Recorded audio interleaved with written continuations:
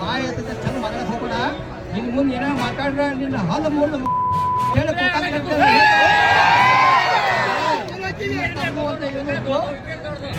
ಮಾತಾಡಬೇಡ ಬಂದು ಎಲ್ಲರೂ ಹೇಳಿದ್ರು.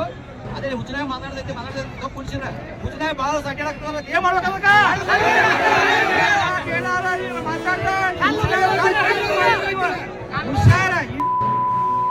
ನಮ್ಮ ನಾಯಕರಾಗ್ಲಿ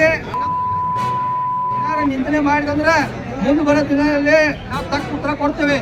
ವಿಶೇಷವಾಗಿ ಈ ನಮ್ಮ ಮಾಮಾರ ನಮ್ಮ ಮನೆತನ ಬಗ್ಗೆ ಕಟುವಾಗಿ ವೈದ್ಯವಾಗಿ ಟೀಕೆ ಮಾಡಿರ ಅದ್ರ ಪರಿಣಾಮ ಬೇರೆ ಹೊಂಟಿತ್ತಲ್ಲ ಅಲ್ಲ. ನಮಗೂ ಮೀಸದಾವ, ನಾವು ದಿನ ಎಣ್ಣೆ ಸಿಗ್ತವ ಅಲ್ಲ. ಇನ್ನು ಮುಂದೆ ಏನಾರ ನಮ್ಗೆ ಖುಷಿ ಅಲ್ಲ. ನಾವು ಈಗ